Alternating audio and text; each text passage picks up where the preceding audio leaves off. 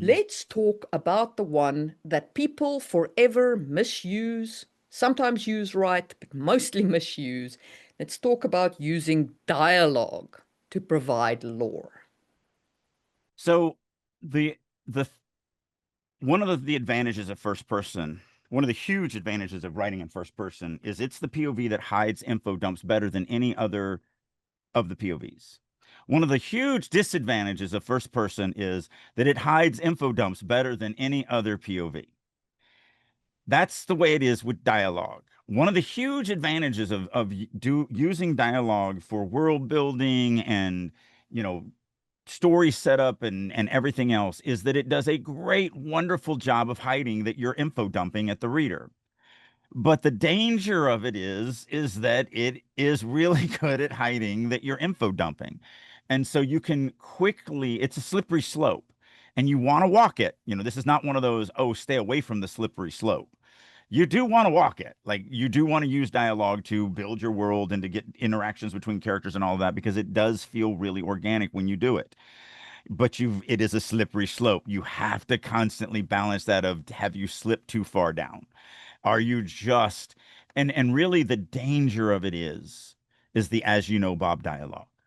When you say something, when a character says something to another character that is blatantly obvious that both of those characters know this information, you know, hey, Finn, remember, you and I are elfins, and elfins can only eat honey, Ren said to Finn. Like, yeah, yeah, yeah. Finn's like, yeah, I was born an elfin. I've lived in elfin my whole life.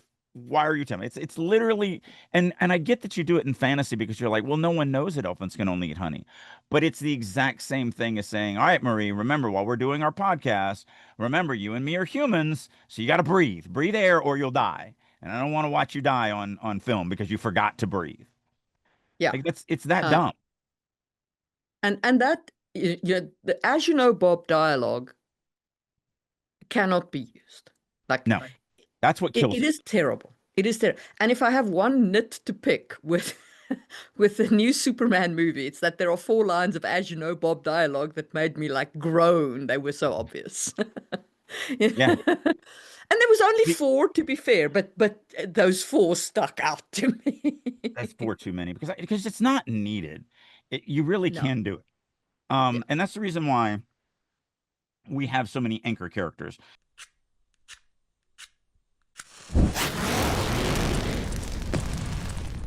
Releasing your inner dragon.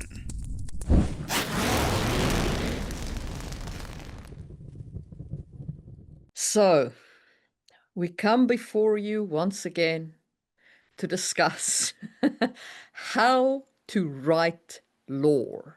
And I don't mean how to do world building. I got a whole channel for that. I don't mean how to organize your world building. I've spoken about that. We actually I just mean, you just launched a Kickstarter that was successfully funded that is a book to do exactly that. yeah, I've got a book that explains to you how to do all of that world building stuff, how to organize it, everything else.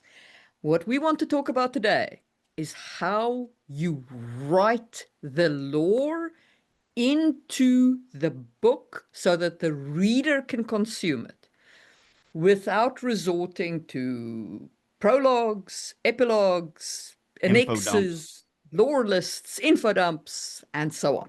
Yeah. Today, we're talking about how to smuggle your world building in so that the reader just naturally absorbs it as they're consuming your story. So, Drake, we're doing this because, it's one of the hardest things to do.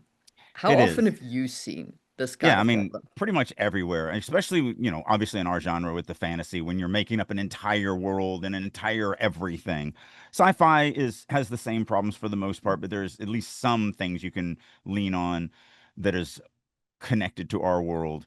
But yeah, I mean, this is one of those things where people either do the prologue and they do 5 pages of encyclopedia history, or they do massive info dumps within it.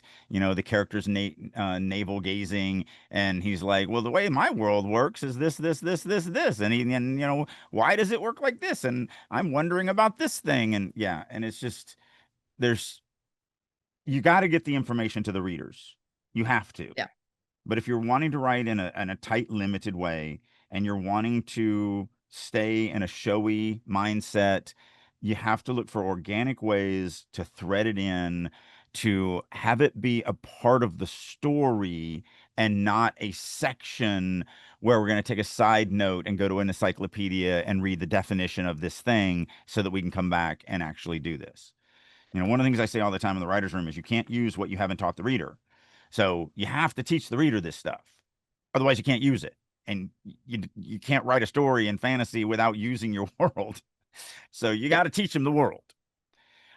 But you also want to do it in a showy way that's organic and feels what you really want to accomplish is you want the reader learning your world without realizing they're learning your world. Yes. It's You want to smuggle in your lore. yeah. So, Well, it yeah, goes back there's a to number of techniques you can use. Yeah. it goes back to the show me your world without showing me your world. Yeah. Kind of thing. Because you can also overdo the showing, right? You can make it like completely and the reader loses all context. So what you want to Right. do, there's a couple of things, a couple of techniques you can do. And we're going to take you through those techniques and we're going to read you from passages from our own work that we feel really does this well. And you can let us know in the comments if you think they, did do it well or didn't do it well or whatever. Yeah. I Like, mean, the problem with what we do is it's subjective. So yeah. we subjectively think that what we're going to read works really, really well. And we're 100% right. You can think that it absolutely doesn't do what we think it does. And you're 100% right. That is Yeah. what subjectivity means. Yeah. So, But the reason why we use our own writing is also because we know exactly what we were intending to convey right, and therefore can discuss it with right, authority as opposed exactly. to say using somebody else's writing. And yeah, Yeah. And we then we might can say, oh, they were, have the wrong end of the stick. yeah, because then we can say, so obviously the author chose blue curtains because he was trying to convey. And Yeah. the author's like, no, no, no, I was just writing in a room that had blue curtains, and I just used the blue curtains from my Yeah. room. Yeah. All right. So, do you want to kick us off, Drake, with let's start with how to build lore into prose. Well, I think the first place to start was kind of a definition, kind of a mindset, not really a definition, but a mindset. You should think about world building, that the world building is the backdrop to the story. So if you're looking at a set on stage, the actors don't turn around and point to the set and go, okay, this is what this looks like, and that's what this, and this, and this is why this is here, and this exists in this world because of this. They just interact with the setting. You know, they interact with the stage and all the props and everything like that. And the audience gets the understanding of what these things are and the importance of them through the story, through the character just existing in the world. And so if you can make that mind shift, instead of like, oh, I've got to give this to the reader, so let me just do a paragraph of this thing so that the reader gets this information, and instead change that mindset to, I've got to get this information to the reader, so how can my characters interact with something that the interacting with the something teaches my reader the thing that I need them to know. Yeah. And so I think that's the big shift, kind of mentally, to make as a writer, because that changes everything. When you're actually going, how do I teach this thing by having my characters interact with something, and that gives them this thing? That's a whole different ball game than I've got to give this information to the reader. They need to know about, Quetzalcoatl and his fetish for toes, and so I'm just going to, tell them about this god's fetish for toes and spend a half a page doing that. Like, Yeah. that's not how this works, or it's not how it should work anyway. So I think And that's where it kind of starts. and I think that is I just want to zone in and hardcore press on this point. You can absolutely give me a paragraph about Quetzalcoatl's toes, but only if you tie it to the character and you give the character a reason to be thinking about it. And it's part of the character's interiority. Because then that interiority disguises the info dump. And that is one of the techniques, is using interiority to communicate lore. But the problem is that too many authors do this. They're like, the character is in the temple. They're just in the temple. They're not. There's no connection. There's no interiority. They're just in the temple. But because they're in the temple, I now get a paragraph of how Quetzalcoatl works. And I'm like, no, I don't care that she's in the temple. What does she feel about Quetzalcoatl's toes? Right. That's the part that disguises the info dump, the connection from the character to the lore. Right. But I want to drill down even deeper because you said the magic word. A paragraph. Like it's a sentence or two is all Yeah. we need. We don't need 3 pages of thinking about this or whatever. Because here's the thing. I don't need everything, or the reader doesn't need everything all at once. Let's say they just need this one aspect. You can do that in a sentence or two, 3 sentences, whatever. Is it everything about, Quetzalcoatl's, and for me it was the fetish for toes, but you can say that he has nice toes or she has nice toes, whatever, that works too. It's all fake. But do we need to know the whole history of how Quetzalcoatl formed this fetish for toes and what it means? No, we need to know this one thing at this moment. Boom, we get it.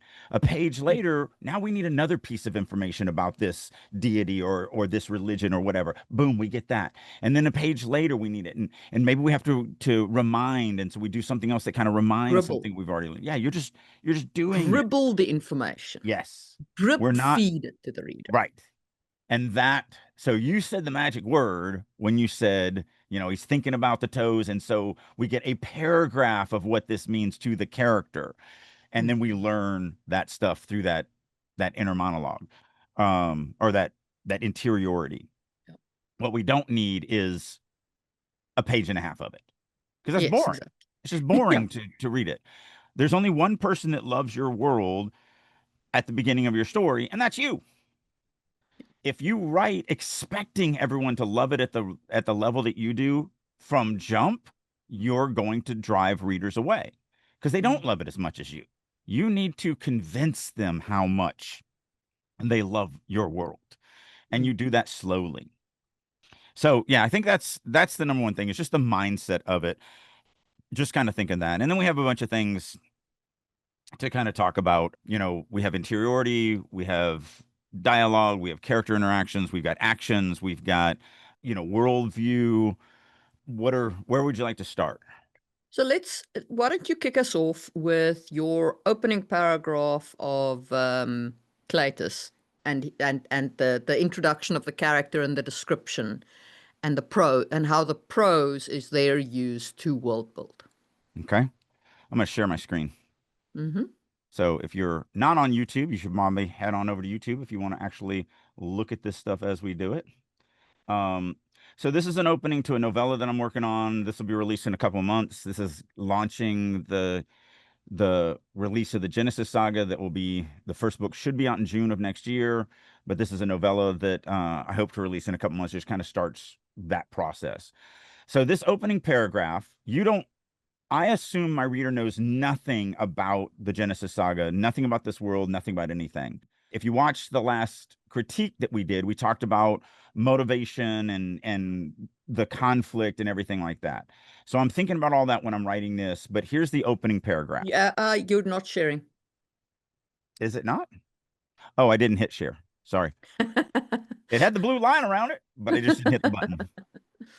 Can you see it now? Yes. Okay. So it's chapter 1. Chapter's called Tiny Lifeless Bodies. The distinct clacking of Drakenscale armor assaulted Clytus Rillian's ears, echoing in the deserted street. The icy fingers of fear crawled up the nape of his neck, Changing direction, he ghosted into a side alley and slipped behind a stack of empty crates. Ignoring the stint of rotting refuge, he melted into the shadows as three Musari, hard-eyed men sworn to die for the blood, stalked past. Silver moonlight glinted off the lacquered plates of their armor, and death painted each chiseled face of the heavily armed black men. Considering current events, there was no telling what these warriors would do to a foreign-born Hekai if they caught him out and about this late in the eve. Nothing healthy, to be sure. So, in one paragraph, what I'm trying to do is I'm trying to introduce the character, I'm trying to introduce a conflict, I'm trying to introduce a little bit of world building, and I think I do a lot in this paragraph. Yeah. Um, So I think what I like about the paragraph is the fact that we get the names of different types of things. We know that there's Musari, they're hard-eyed men sworn to die for the blood. It's like an instantaneous, here is the name, here's the definition, and that's what all you need to know. That's, you know, what you need to understand. And then we know that there's a thing called Draken scale armor, so that's a thing we've learned. And we know that Clytus himself is a Hekai and he's living as a foreigner in a city not his own.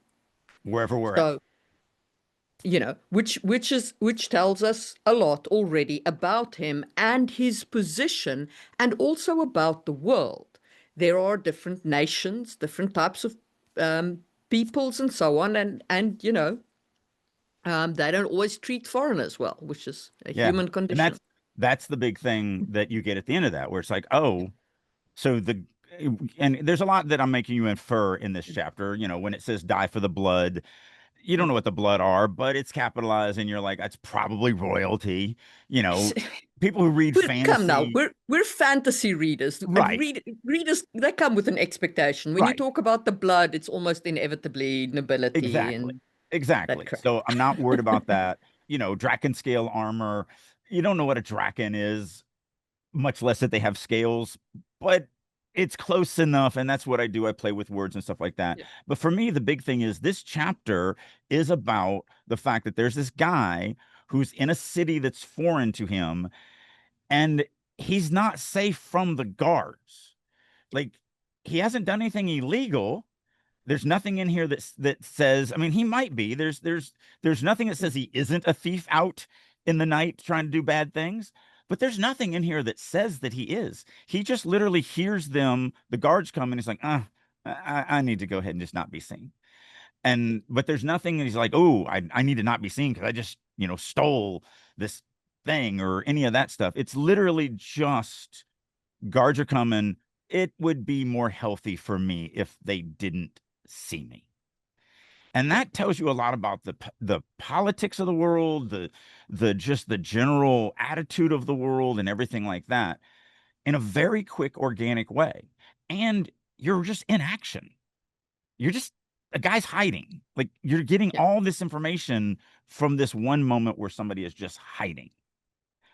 So this is one of the examples. And again, it's subjective. You could hate this. It's fine. I'm a big boy. I can take it. I only run a 4.9 out of 5 stars. I don't run a 5 out of 5 stars. But it's it does what I'm hoping that it does for the most part. When I send it out to the beta readers, and that's the thing we talk about all the time, just because you mm, think you did a good job doesn't mean you did. You need to get other people to read it and give you that yeah. feedback. And for my target audience, this has resonated well with them. And that's what matters to me. So So that's what we're trying I to do. Yeah, so I'd like to just read a piece that's the start of a festival, which is also a character introduction or a character reintroduction. That basically I want to show in this the how you give lore about the character, the world, and the location where they are, all through kind of the action that's going on, as well as um, the introduction of this character. Yeah, so we're on chapter 2, and I've got little quotes. So my little quotes is a year born in ghostlights is a year born in glory. Proverb in Rokai. With his daughter's little hand curled in his, Louis approached the giant bonfire blazing on the ice. Louisa's mittened fingers could touch the back of his hand. She had grown so much since the last winter festival. How much more of her life would he miss this coming year? He pushed the painful thought away. Duty cared nothing for his role as a father. The flames reared up into the polar night, forming the shape of the great wheel. The frigid heart of the northern winter stole all heat from the blaze. Memories crowded his throat, a myriad of flame festivals gone by, aspirations for the new year rising in a tower of smoke. Gathered around them, other denizens of Rakai Fortress watched the dancers gyrating in the hub of the wheel, wraith-like among the flames. Deep drum beats jolted through their bodies as they bid farewell to the old year and welcomed the new. Acrid, oily fumes rose from their fire staves. The aroma lingered in the air, a sour note in the otherwise crisp winter night. Snow-shrouded walls loomed behind them, the long shadow of Rakai Fortress reaching across the frozen lake. "Have you got your wish?" Louis asked his daughter. "Yes, Papa." She held up a small wood carving, little boots slipping as they stopped. Louis thought that it might represent a house, though not a very well-crafted one. His 8-year-old had a lot to learn about woodworking. "It's time to send it to the wheel." "Can I tell you my wish, Papa?" she asked softly. "If you whisper it very quietly so that the spirits don't hear it." He dropped to one knee and adjusted the hood of her reindeer parka so that it sheltered her red hair, so reminiscent of his own russet locks. She leaned close to him, holding the carving between them. Her little lips brushed soft on his ear. "I wish you didn't have to go anywhere this year, that you can just stay at Rokai with us." Louis hugged her, sorrow burning behind his eyes. There was little else he could do. Her wish would not be granted. Yeah. So we get the father's love of his child. We get the pain of the fact that his duties carry him away so much. We get a lot about the world that we're in. You know, it's the time of year where it's cold. We have festivals. We have that interplay between us, and we start learning about the spirits, and they're supposed to do something for us, and it's some type of religion or belief structure or whatever. So we get world building there. We get to learn they both have red hair, that she's 8 years old, and it's not like with his 8-year-old daughter's little hand curled in his, or his daughter 8 years old and just growing higher than his waist. Like, we don't get these little info dumpy kind of things. We just get this organically. One of the things I say all the time is, when you're scene setting, character development, world building, always have the scene or the character interact with the scene interact with the character, or the scene interact with the scene. And so, like the red hair, he is interacting with her clothing and wrapping it around her hair. And so it's all active, but we learn. We're getting information as the reader without realizing we're getting information as the reader. So we Yeah. understand their relationship. We understand his duty and his honor, that he is willing to have his daughter suffer for his job. But we know it pains him. It isn't something that he does because he's cold and heartless and, you know, sorry, little girl, I got to go to this thing because I'd rather do this than hear your little whiny butt all Yeah. day. Like, we get a lot out of this without by just being a part of the world, just being a part of it. Yeah. All of the And the festival and everything else is the backdrop, like we were saying. yeah, and that's um like it's in the descriptions, and it's in the actions that they take, that we see the lore being brought in piece by piece. All right, so that's this, it's prose, it's description, and it's actions, Hmm. or what we've covered so far. But now we are fantasy world builders, and introducing magic can be tricky. And I'm going to throw a little bit of shade because I recently reread Way of Kings. Don't introduce your magic system like that. I I have deep respect for Brandon Sanderson's world building skills. He is an enormously successful writer. But that first chapter reads like a video game tutorial. You talking about the prologue?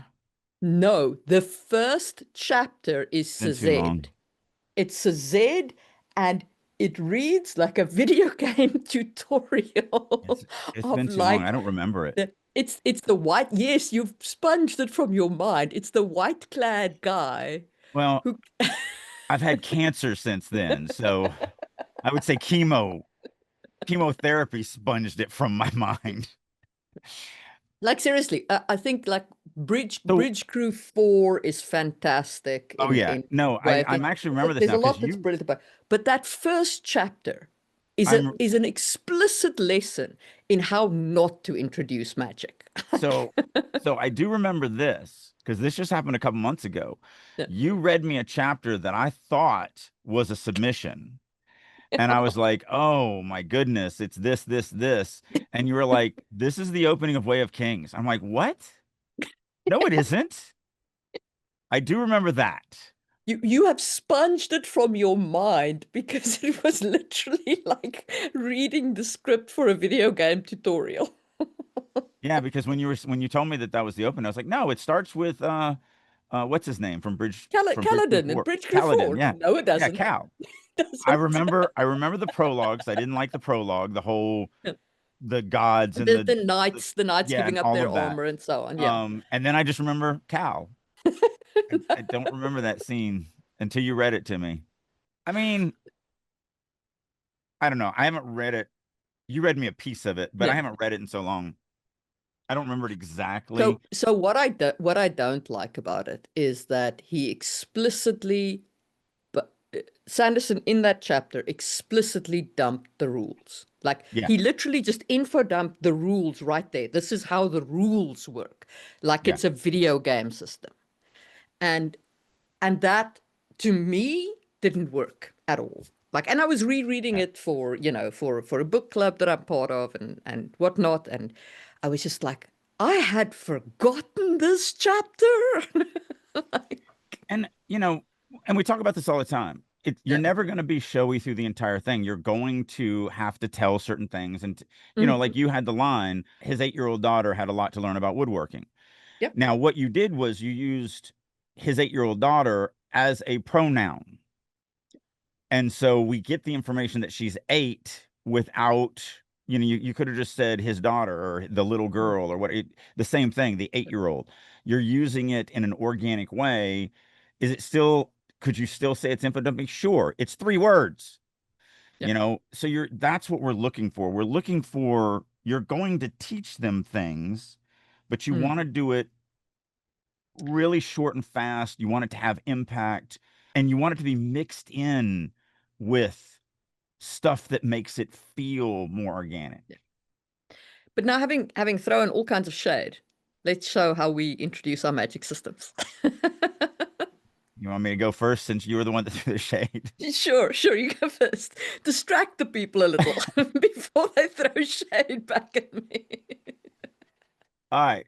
So I'm just going to go right back into the chapter 1 of Tiny Lifeless Bodies because right after he says nothing healthy to be sure, right after we learned that the guards would do bad things to a foreign-born het guy, and so that's what Clytus is, I literally introduced the magic system right here, first page. But I do it quick and I'm not using magic. And so I'm kind of cheating a little bit, but I try to mix it in with interiority and, memories and thoughts and everything else. So I'm just hitting it and I leave it because we don't use magic here in this chapter at all. But he says, nothing healthy to be sure.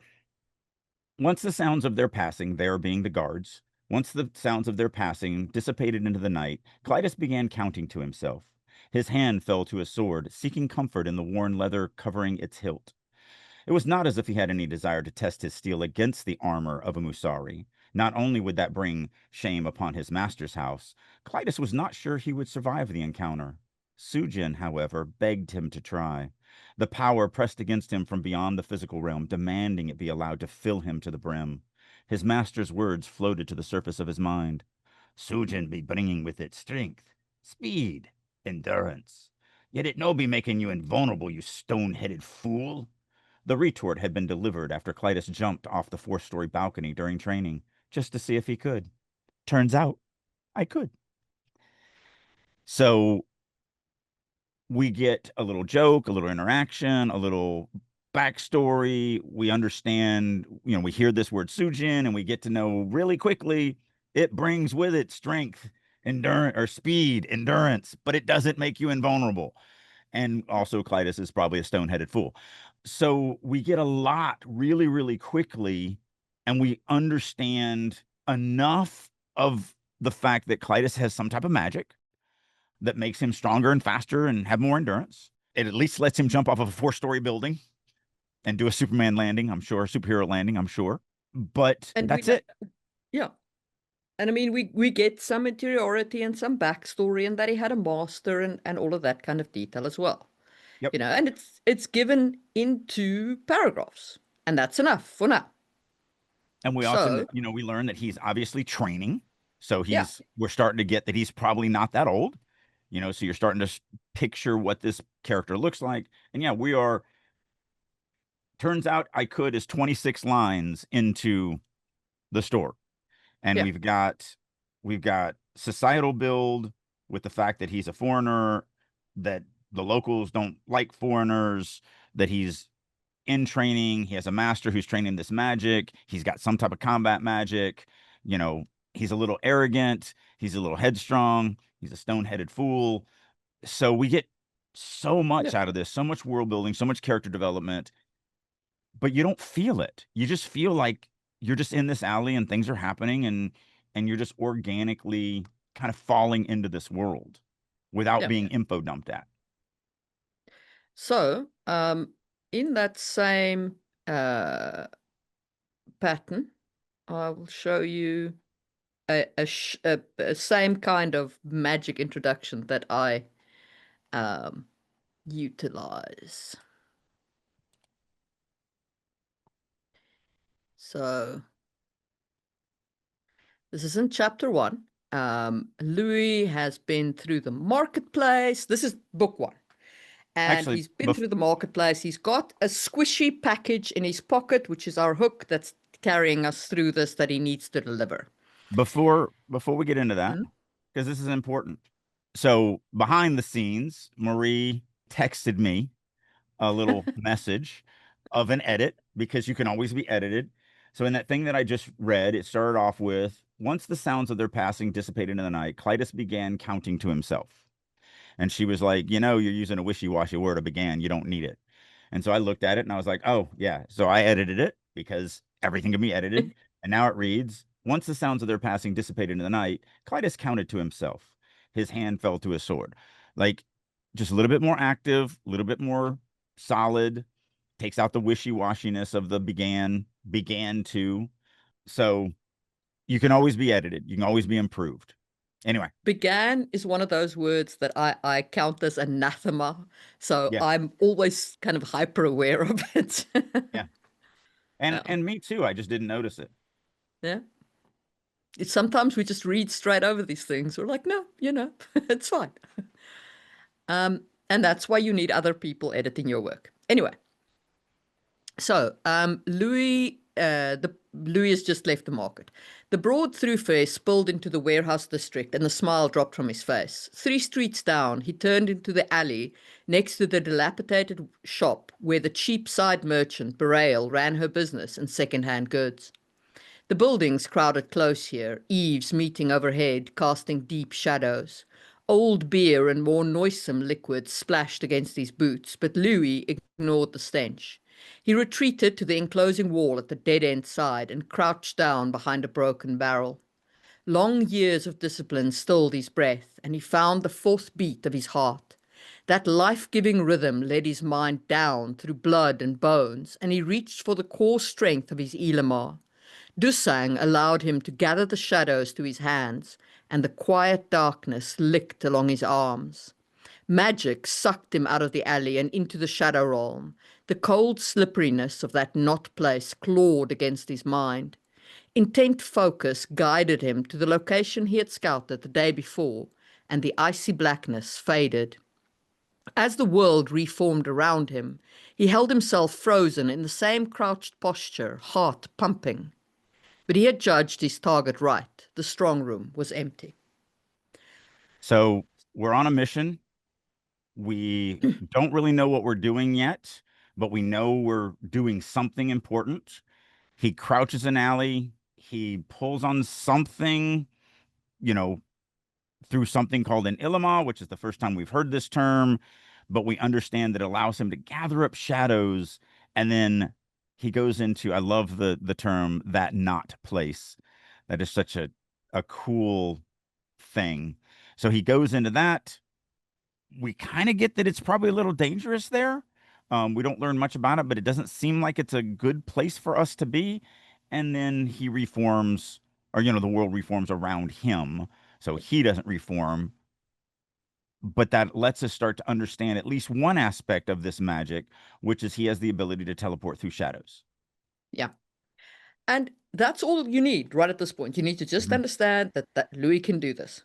Louis can move through shadows like this. Now, there's limitations, and I could have put these limitations in there. I could have said it only allows for short jumps. I could have said you can only stay in the shadow realm for a short period of time. I could have done all kinds of things here Mhm. to explain the rules to the reader. Mhm. But it would just have been explanations that the reader doesn't need at this point. There will At be this moment. places where the limitations organically come up where Louis will be like, shit, too far, or I'm too tired, or I would Right. spend too long in the shadows, or whatever. But we don't need that right now.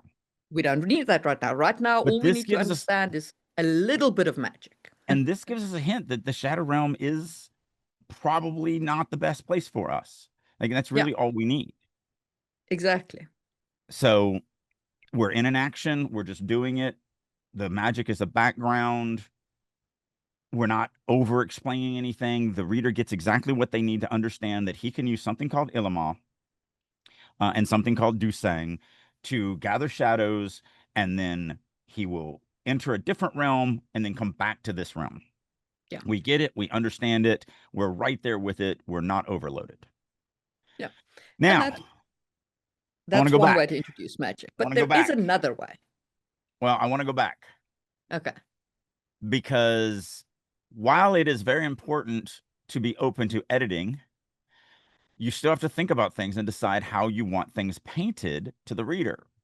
So Uh, I've been thinking about the began the entire time that we were going through this. okay. And Oh, I you want to go back actually, to your, not back to mine. yeah, yeah. So I've actually changed it back to the original way, which is once the sounds of their passing dissipated into the night, Clytus began counting to himself.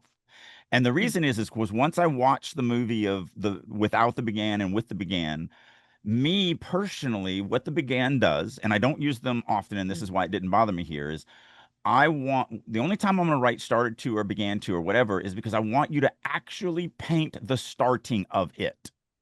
I don't, if it's just Clytus counted to himself, to me, he's already in the process of counting and you don't get to see him start the counting. And because of the situation that I want the reader to imagine in their mind, to me, and again, Marie's right, there's no wrong answer to this. It's, it comes down to what you, the author, because this is something that either way doesn't matter to the reader. If I write began counting, no one's going to hit this and go, began counting. This guy can't write. I'm out. And if I write, Clyde is counted, but he didn't start counting, and I'm out. This guy sucks. Like this is literally how petty things get sometimes when we're editing. Neither of these matter. No, But but they again, do. It does help paint. It depends on what picture you want to paint. Now, if it, if you want to paint the beginning of the counting explicitly, then sure, keep the began. right For me, and the right, began didn't do anything right, exactly. That's what I because there said. was no interruption, there was no ending, there was no Hmm. middle. Hmm. You're right. You're So 100% right. And that's why when you first said it, I was like, yeah, you're right on that. But then when I was thinking about it, mm, again, this is such a minor thing. Now this is really just how the author wants the hope that the reader will paint it in their mind because we can't actually paint it. yeah, We're just hoping. And so I've changed it back and I'm gonna leave it the original yeah, way. But I was willing to go, you know what? Let me think about that because and because that might be right.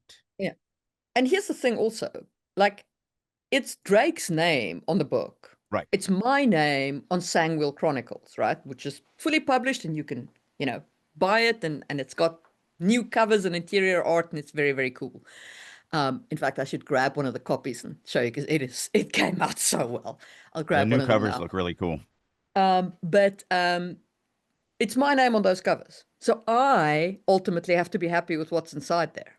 Like, you know, Yeah. this is not a case of like you have to please your editor or you have to please your beta readers. In the end of the day, you have to be pleased and happy with what you are putting out there, Mhm. right? So what we're giving you is advice. What we're Right. doing is suggestions. What anybody who's commenting doing is at most a suggestion. You are the one who's putting it out in the world. The two most important things about this, and I know this is off the subject of what we were talking about world building, but I think it still matters to writer.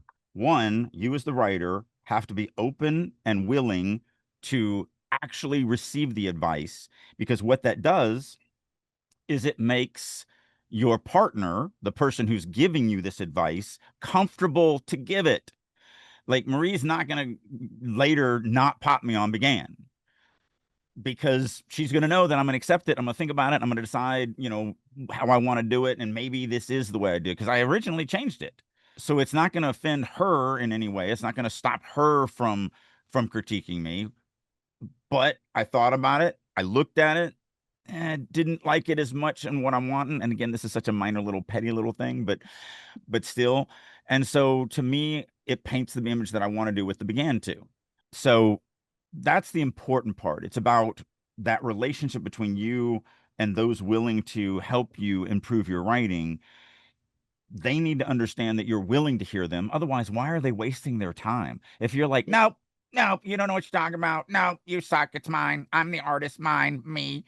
Like, it's not about taking every single piece of advice, but it's about them knowing that you're willing to at least think about Yes. their advice. I don't like you don't have to take every piece of advice we give you. You just have to hear every piece of advice we give you. That's Yeah. all. And then make your Okay. decision, So because I then do you I have a do good relationship between you and your people. Yeah. look, look I at love this the new look at cover. this sexy cover. So this is the new covers and it's got interior art. Uh the interior art came out great as well. Like e e You can tell this is an impromptu it's a insert. very impromptu show off, but you can get all of these books, like 100%. They're all written, they're all published. Here we go. Look at that. Yeah, So there's two pieces of interior art per book. that is really cool. Yeah, And I love the new covers.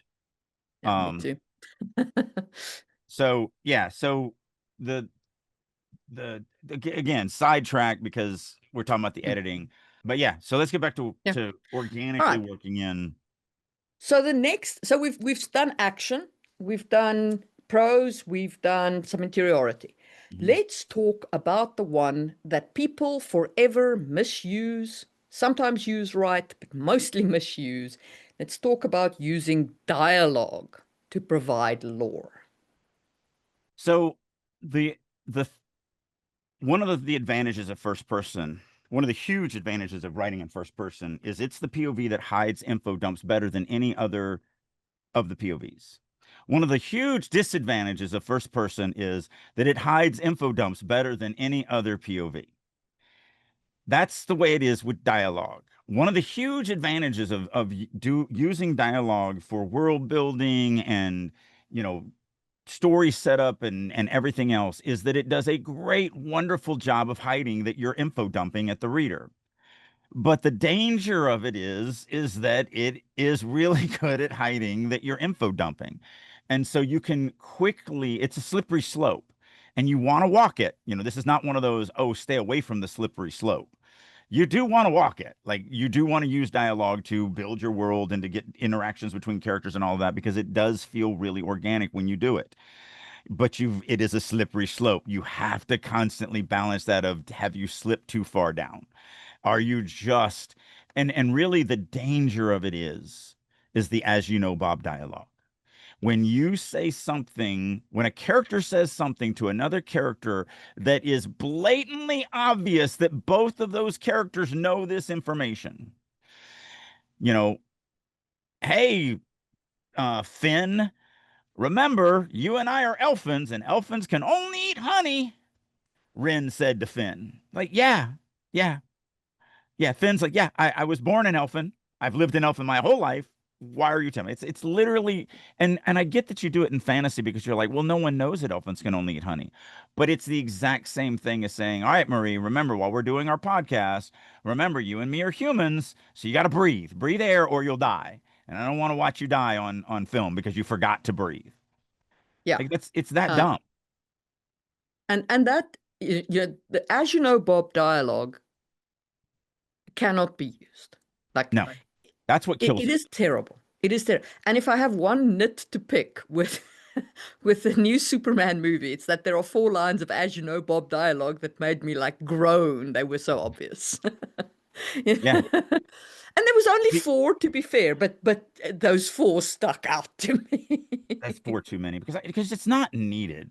You really No. can do it. Yeah. And that's the reason why we have so many anchor characters. So an anchor character is just a term that means the character doesn't know anything, so that you can use the character to anchor the reader into whatever piece of information that you're getting. Right, So but you don't even need it to be an anchor character per se. You can just have normal dialogue reveal things by inference, which is primarily what you're doing in here. yeah. So So as you an start with example, yours. I'm building the world. So in the chapter before this, you were in a coliseum. You were watching people fighting to the death for thousands of people's amusements. Like that happened literally in the last chapter. So you know this society is a society who is willing to watch people die as a form of entertainment. You know this. We just lived it. And now we're in the next scene. So we're at a school, we're at a magic school, we're with a kid learning magic. And there's this little exchange that happens in the middle of the class thing. So a light breeze wafted in from the open windows behind his instructor, mussing the man's thinning gray hair. The warm spring air was fresh and clean. The late morn sun leaked through the swaying tree branches outside, its light dancing across the room's hardwood floor. Through the portal, the sounds of what must have been tens of thousands of people shouting and cheering exploded in the far distance. The commotion even captured the attention of his instructor, who rotated in his seat to peer out the window. Is that coming from the Colosseum? What a ruckus! The aging seer shook his head. And then I do have inner monologue that I don't use speech tags or anything, so this is the character thinking the event Yeah. everyone's been talking about. Millant had heard of the games, of course, though since initiates weren't allowed outside school grounds, he'd never been. Do you think the rumors are for true? About the line, man, I mean. Seer Sarlamac turned back with a frown. I doubt very much the beast is 5 paces tall, with claws like swords, and can devour a man's soul simply by looking at him, he scoffed. Besides, everything about the games is barbaric. Men fighting to the death for the amusement of others, it should be outlawed. Most are criminals, aren't they? Does a man lose value as a sentient being just because he stole a crust of bread? Yes, that is a little nugget there for a different story. Sarlamac's scowl deepened, and he let out a long sigh. Never mind all that. You still ain't earned my endorsement, and our time this morn ain't without limits. Come, he motioned for Millant to join him. Sit. So now you get an entire another side of this society. Yeah. Yeah. And like here, there's no explanation of what the games is. There's no info dumping about how long the games has been. He doesn't explain details to Milan. The conversation is a natural conversation from somebody who has the world view that these games are barbaric. And they're instructing their student in their worldview. They're saying, this is my, my This is worldview. wrong. This is wrong. Yeah, You this is shouldn't do wrong. this. Yeah. And yes, that's my Les Miserables little. I like doing little stupid nuggets like that, Yeah. um, with the crust of bread, just because he stole the crust of bread.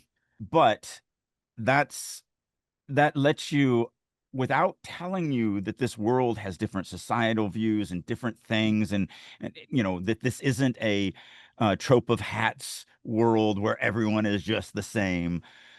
I'm showing you the dynamics of the world but just because you're just living with these people. You were living the fight with those two people. Now you're living outside the fight where people are like, oh, that's disgusting.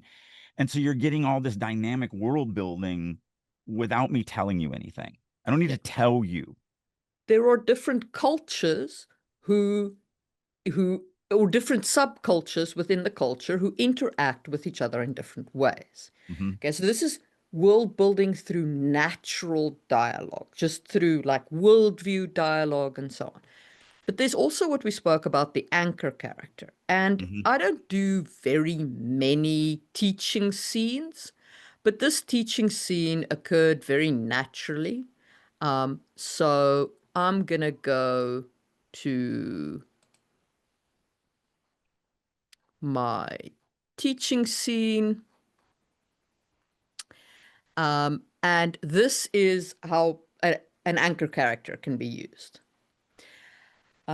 Let So this is Louis and Raoul are teaching Louisa and Isabella magic in the scene. They've been told to instruct the girls to start their instruction in magic. They seated Louisa and Isabella cross-legged before the hearth. Before we start, can either of you tell me what hobby is? Louis asked. It's the magic of the consang, Louisa replied immediately. It's making your body better, Isabella added. Louis smiled at their eager little faces. You are both right. Hobby is the magic the consang introduced to the Blutben. It is focused inside the body. We use it to make ourselves stronger, faster, and more agile. It can even change the body from the inside, allowing the hobbyist to speed the healing of his body or make small changes to his limbs. And what fuels hobby? The Ilama, Isabella replied. Louis nodded. Do you know what that is? Louisa's eyebrows knotted in a small frown, and Isabella shook her head. It's the power inherent in those of us who can learn to harness the forces of magic.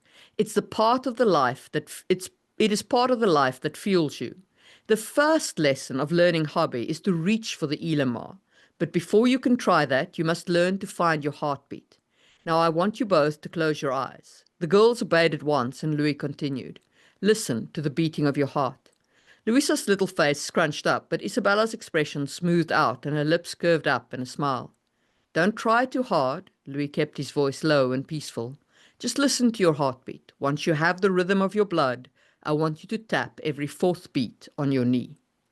So that's literally just an introduction to magic, to what the Elamar is, how it ties into the body, and what this internal facing magic of hobby is. And in Right? the last chapter, we actually saw him use it. And what did he do? He focused on the fourth beat. Yes. And so now we're starting to understand, we took that little thing. Oh, yeah, he used the fourth beat. And now, oh, right, this is what they're learning. Yeah. And so it builds one upon the other, but it also, like, because these are two girls who don't know magic, they are just starting their journey. I can use them as anchor characters for Louis to explain the magic system to them and through them to the reader, like you'd explain to a 5-year-old. Yeah. Because, And they are 8. So yeah, they're not too far away exactly, from a 5-year-old. Um, exactly. And there's just so many ways to do this because I have a very similar scene Yeah, that kind of does the same thing. So this is in that same chapter with Alont and his seer, and they're talking about it. So earlier, before they talked about the Colosseum, they had used a piece of paper and they had burnt it for a demonstration of magic and all of that, and there was all that. But you don't really know much about it. It was being used back then. So it's kind of like you were Louis using the magic, and now we're going to talk about it. So now they've yeah, sat down, and this is the first time I'm really expanding magic for the audience. And this is a refresher, and we already know that. We already know that Milan knows all this stuff. That his instructor is basically just like college professors do. They're questioning them on stuff that they should know, just to make sure that they have the grasp of that. So it starts off with, what are the two aspects of the essence, Sukai and Sulak, and the difference between them? His seer gestured at the chair opposite where he sat. Malant took a seat. Sukai has the ability to meld spectrals inside objects, as you and I can. Sulak has the ability to meld spectrals inside living things. With a nod, the aging seer's countenance took on a serious air. And why does that distinction matter? Sitting straighter, Millant maintained eye contact. The essence permeates this plane, infusing itself as spectacles inside, well, inside everything. Shapers, whether attuned to Sukai or Sulak, meld these spectacles and change their states of being. Shapers attuned to Sukai can change the state of objects. Looking over his shoulder, he pointed at the lab table, like being able to meld the state of that paper to what it was before you burnt it. He shifted back. While shapers attuned to Sulak can change the state of living things, like melding a broken arm or enhancing a plant's growth.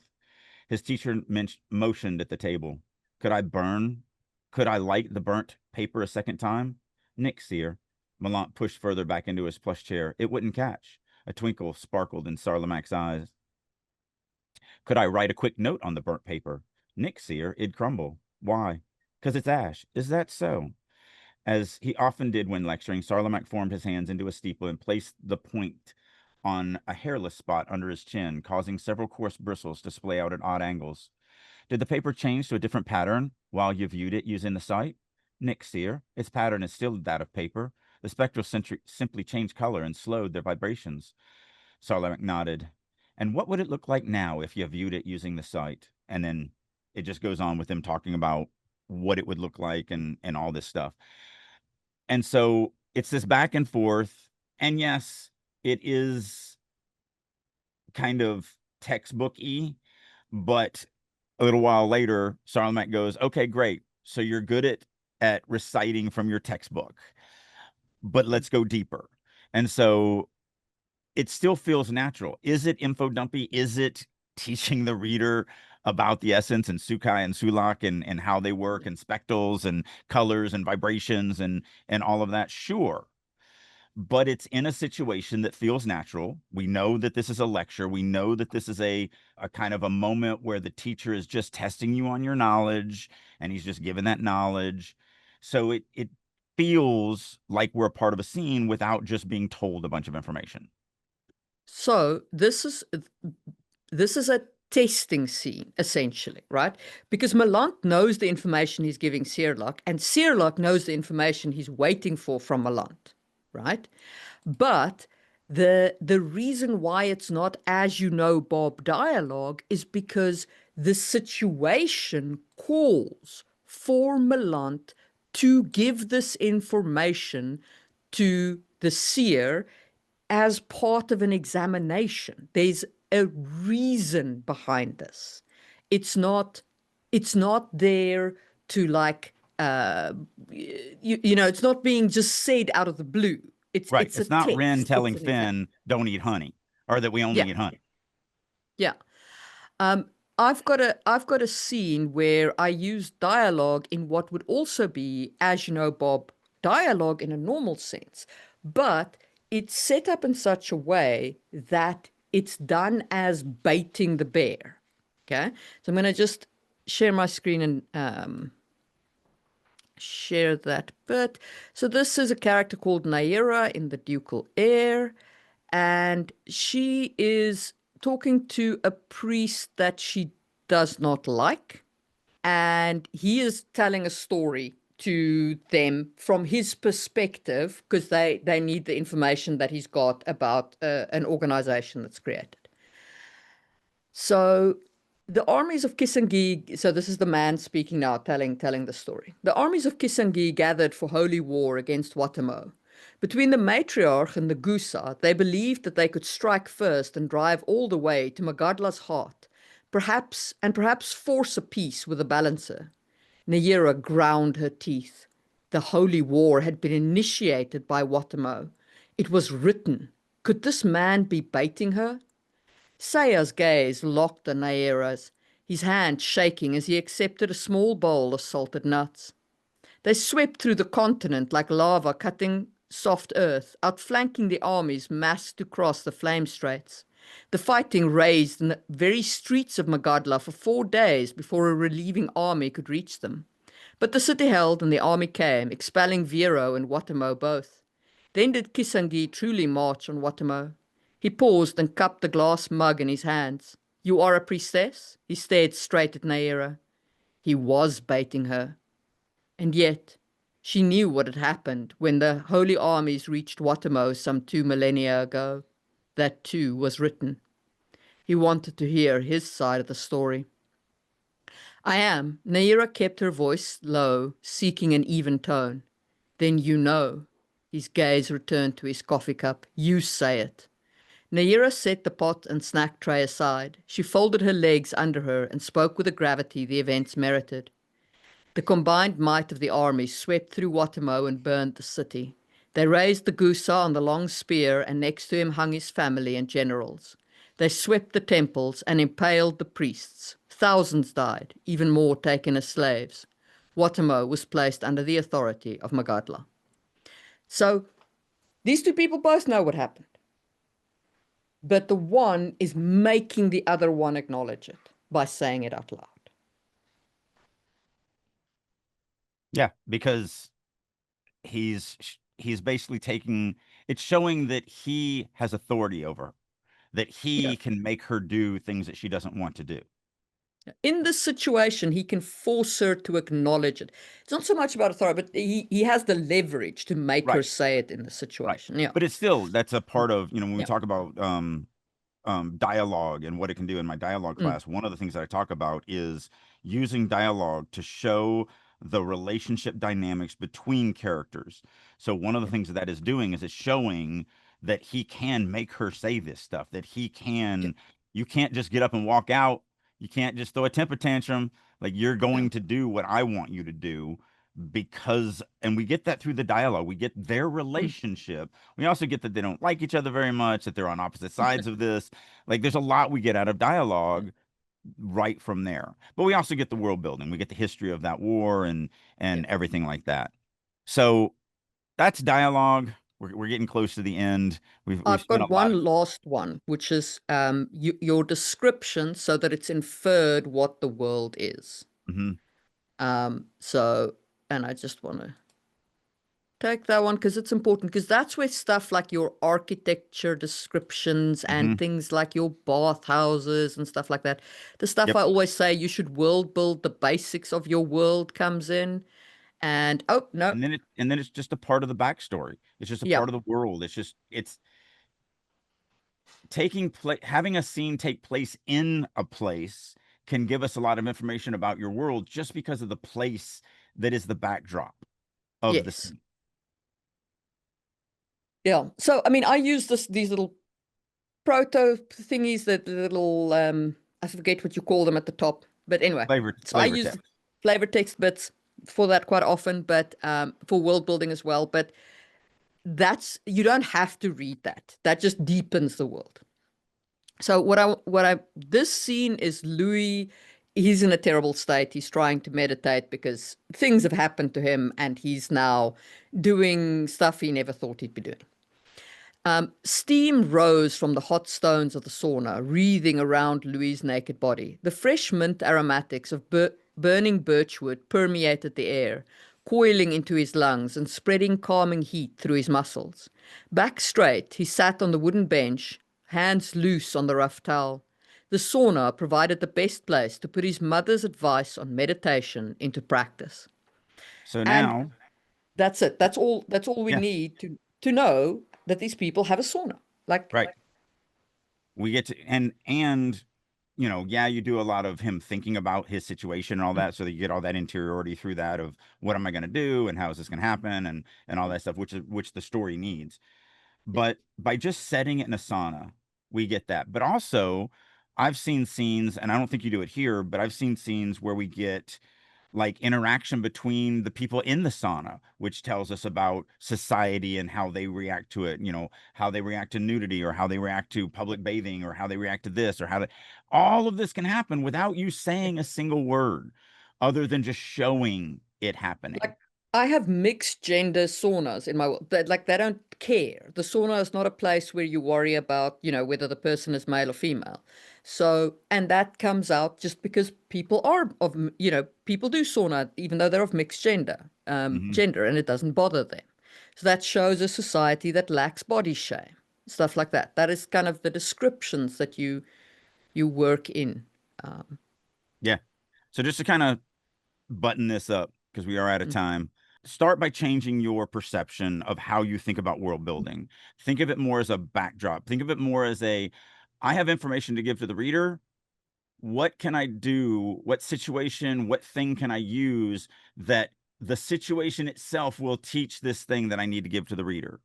And then through that, we have character interactions and how they interact with each other, their dialogue with each other, just the scene setting, the physical setting, like the sauna, the conflict and the tension between people, like what Marie did with the two priests as they're talking about that ancient war. The character worldview and assumptions, like what I did with Sarlamac and how he finds it detestable that the games even exist. World building and action, you know, like The Louis, magic. well, like Both of Louis us with the using the magic, magic, yeah. or the or Clytus just being a part of, you know, that scene where he's dodging guards. You can integrate your history and lore through a conversation or through this stuff, just like what Marie did in that last scene. There's just all sorts of things that we can do that help us avoid those info dumps, that help us allow the reader to learn stuff in a way that they don't feel like they're being taught. They're learning this information through actions and dialogue and interactions and settings, and they don't notice that what you're actually doing is teaching them because they're just experiencing it and they're learning through experience as opposed to learning through you just preaching at them your information, just info dumping, just puking that information at them. So it's hard. It is, but I think it does start with that first thing that we talked about. Change the way you think about how you get that information to the readers. Yeah. I think that's the big thing.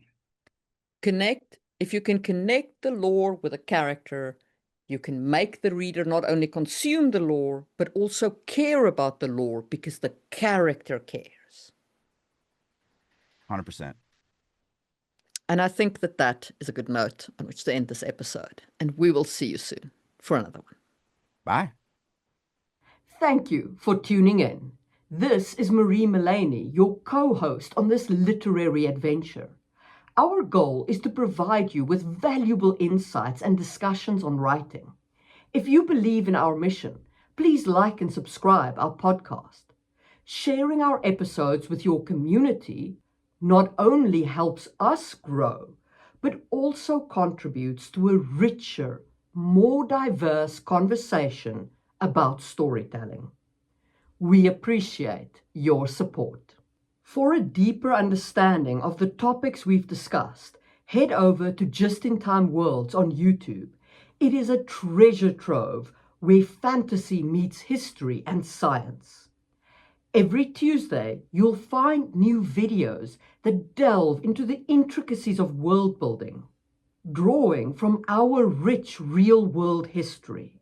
Whether you're a writer, a role player, or just a fantasy enthusiast, Just in Time Worlds offers unique insights that will enrich your perspective. Check it out and join the journey of crafting incredible worlds. If you are ready to take your writing to the next level and work with a group of highly motivated, dedicated writers who are all working to not only improve their writing, but improve your writing, plus you get to work with me on a weekly basis, then I'll encourage you to check out writersroom.us. This is a website that I have created that I really wish I had 30 years ago. It's everything a writer needs to become a better writer. Not only do we do weekly critique sessions, both from other members as well as me, we have daily writing sessions, I do monthly classes, Q&As, we have activities, I do all sorts of learning exercises, such as I do a quarterly writing prompt contest, and just tons and tons and tons of things. So if you're ready to get serious about your writing and you want to actually finish that novel and have a chance of it being published, then I encourage you to head on over to the Writer's Room and join me there. And as a special promotion for listeners of Releasing Your Inner Dragon, I'll go one step more. If you would like to get 50% off for 3 months, reach out to me. There's a million ways you can do that. You can do it through starvingwriterstudio.com, drakeu.com, any of my social medias such as LinkedIn, Instagram, Facebook, X, whatever. Reach out to me, say that you would like to check out the Writer's Room for 50% off, and I will send you a link that will allow you to do just that. So hopefully you're ready to start getting serious about writing, and I'll see you in the Writer's Room.